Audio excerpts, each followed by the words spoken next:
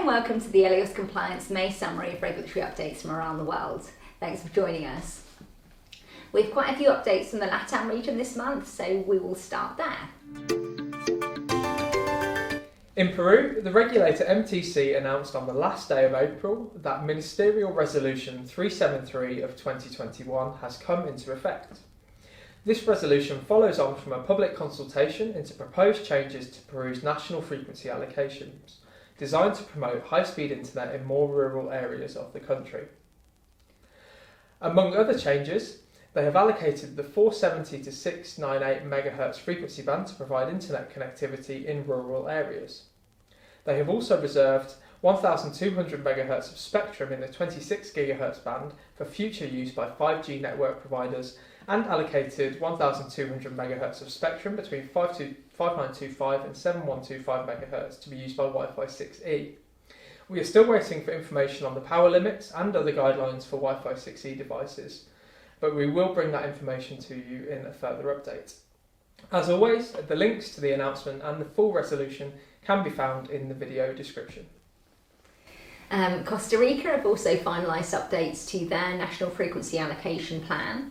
After a lengthy public consultation and subsequent review period, Costa Rica has published a set of changes designed to bring the plan up to date and support new and emerging uses of the radio spectrum within the country.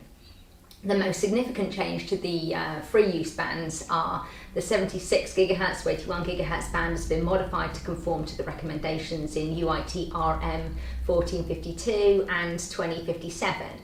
As such, the allowed power outputs have been increased from 30 dBm to 55 dBm, and the requirements of the 6 GHz band have been modified to facilitate the use of Wi-Fi 6E.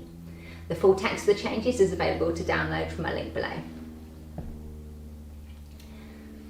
And also in Argentina, Argentinian regulator ENACOM has just issued Resolution 551/2021, which changes the requirements for low-powered devices that use the frequencies 915 to 928 MHz, the 2.4 GHz band, and 5725 to 5850 MHz.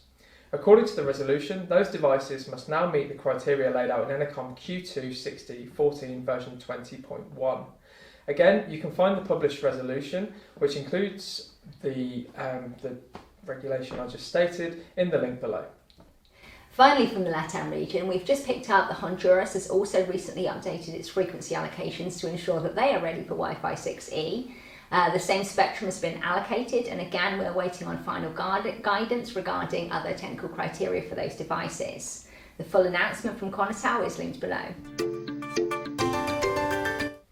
Moving across to the Asia-Pacific region, where the Indonesian Directorate General of Resources and Equipment for Post and Information Technology, or SDPPI for short, has issued the new technical requirement number 5/2021 for 5G IMT 2020.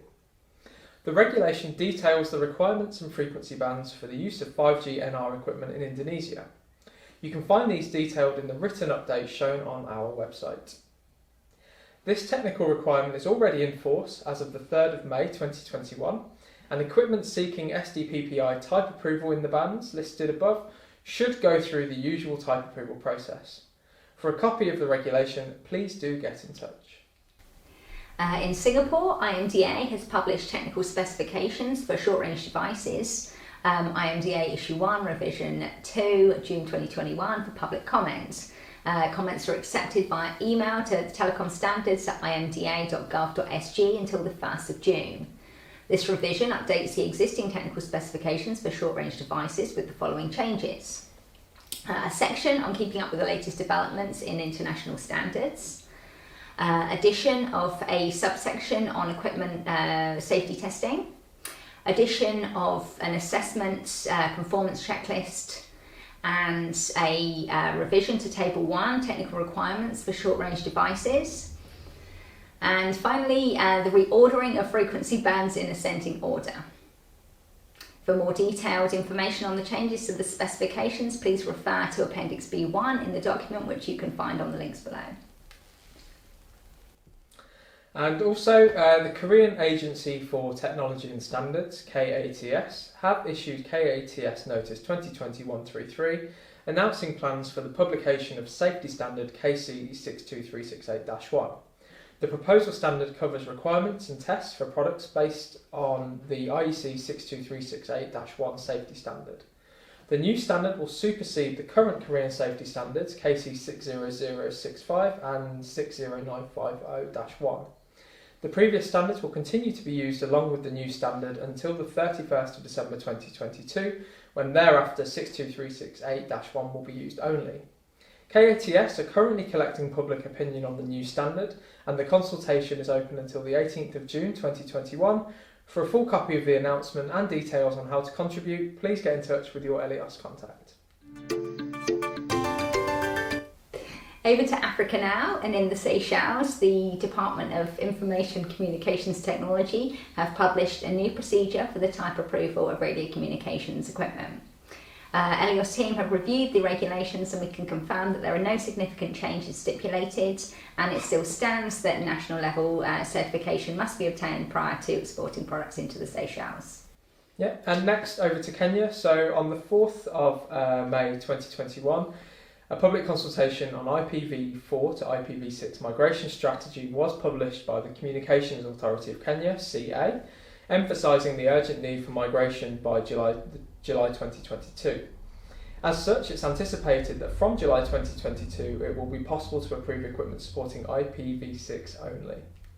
Moroccan regulator ANRT have issued a new regulation permitting the use of Wi-Fi 6. The new regulation sets the technical conditions for the use of radio installations composed of low power and short-range devices. The regulation introduces a number of new applications for short-range devices, including the 24 to 24.25 GHz bands and other low-power short-range portable devices. And that's it from us for this month. We hope you have found this informative and useful. Please do like and subscribe to our channel, and if you have any questions or queries, we would be delighted to hear from you. Thanks.